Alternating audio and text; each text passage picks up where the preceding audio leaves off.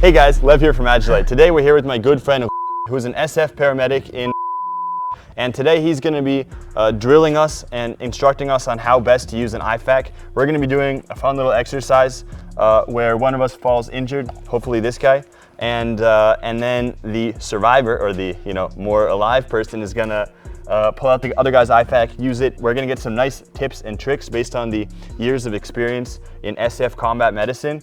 And yeah, let's just jump right into it. I think it's going to be a fun one. Okay, like I said, my name is Today I'm going to teach Shai and Lev how to treat a wounded person while on the fire. Let's take a classic combat situation, for example. We met the enemy contact, we are on the fire, and now we have a wounded teammate in a kill zone. Our first instinct is to run in and to help our injured friend and treat him on the spot. It's important to put our safety first. When we're taking fire, I don't want to go in and try to treat my wounded friend in the middle of the firefight.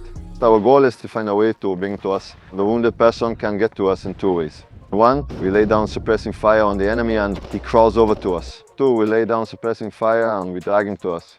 Only after we pull him back to safety, we start treating him. Then we want to get him out of there as soon as possible. One of the tools we have when treating a wounded person is an IFAK.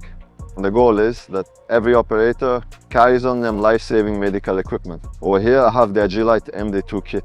Inside it we have immediate life-saving medical items. They help stabilize the wounded until we can get him to a hospital. I believe in standardizing the unit's medical gear, where it's located on your kit, what items we have in it, and how we have it set up. Especially cut placement. The goal is that everyone on your team places their TQ in the same place. If you could, it should be in the same type of pouch. That is marked and is very clear. It should be that even at night I can easily find the pouch and get to the cat. It's very important that I can get to it with both hands. And it's important that it sits in this triangle. I personally like to put one on my vest and another one on my belt. The goal should be that I can identify it right away, even before I get to the wounded person. That's the ideal situation, and that's what I personally try to make sure of when I choose my cat placement. When treating a wounded person, we first have to address the thing that kills them first, which, like I said, is bleeding out. So the first goal is to stop the bleeding. That is why the TQ is so important to be on hand and can be used as soon as possible. Same thing regarding the combat goes. Any bleeding that can kill the wounded person, we need to stop immediately. So that is why we use the abbreviation SABCDE. S, like we said before, is security. Getting the wounded to a safe area. Stop the bleeding, whether that is using a cat or combat gauze. A stands for airway. First I want to check if he's conscious, and then I want to check his airways. If there is anything stuck or compromising his airways. B stands for breathing. I want to check and feel if he is breathing. Then I want to expose his torso. Pick up or cut off his shirt and start to scan for wounds. It can be penetrating wounds if we are talking about a wounded person in combat, or it can also be internal injuries. Like I said, we expose the torso and scan 360 degrees, including his back, and make sure not to miss under the arm in the armpit area, which is a place that is missed a lot of the time. We also want to check if he has broken ribs, different types of holes from bullets or from shrapnel. Anything out of the ordinary needs to set off an alarm. C is for circulation. Here we want to start scanning the rest of the body. We want to check all the places that might be hidden, the thighs, the waist, and the stomach, and anything else that we didn't check until now. And something else that is very important that a lot of people miss, especially people with less experience, is going back and checking the first AQ that you put on. When you're putting on a cat, most of the time the wounded person resists. It is very painful and they want to take it off. A lot of times they are in shock and confused from losing blood. That's why it is very important to go back and check the TQ, especially when transferring the wounded person. We also need to check their pulse. Medics and paramedics will also check their blood pressure. So D is disability. These are first checks we do to see if there will be long-term damage, but this is a bit less relevant to first response. So we'll move on to E. Environment. We need to protect the wounded person from the environment. They can be cold from losing blood, or if we cut off their clothes, and we need to cover them so they do not get hypothermia. Okay, now we'll do an exercise so we can put into practice what we learned.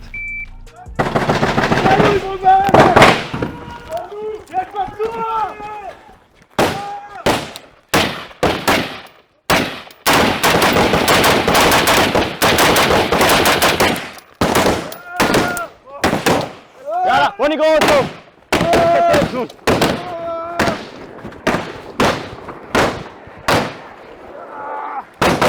Chalo. Dazu. Yalla. Ma, FO-Patur.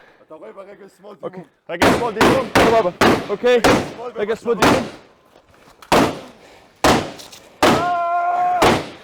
get small dimum. Okay.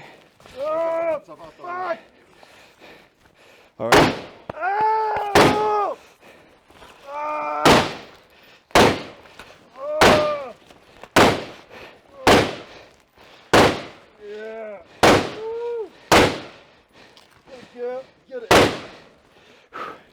Okay. Dimum, stick. Okay. All right. Anio verala. To. Okay. Next one. Wait, the first one is safety. After that, airways. Okay. Are you awake? Can you hear me?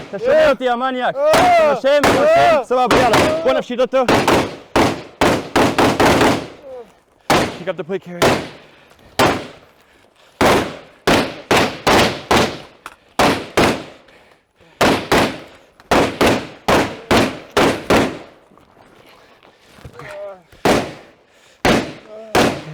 There's more pizza. So, take out the damn fucking. Take out the IFAK. Putting in the combat gauze. He has a hole in his neck over here. I'm gonna stuff it with combat gauze. Okay. Protect the cosa. Okay. Start stuffing.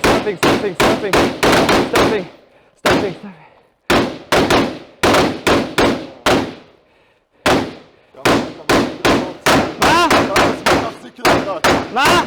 לחץ, כמה זמן? 3 שניות. Okay, put it in. That's enough, it stopped bleeding. Now I'm gonna put my hand on it, count to 3. 1, 2, 3. I'm gonna check, see if it's good. Okay, it's not bleeding. All right, I'm gonna continue checking the body. All right, let's check over here, roll him onto his side. Okay, no bleeding over there. I'm gonna come on, check arms. Okay, any bleeding here? Nothing. Check this side. All right, no bleeding. Great. Come down, check his leg. Nothing in there. No bleeding over here.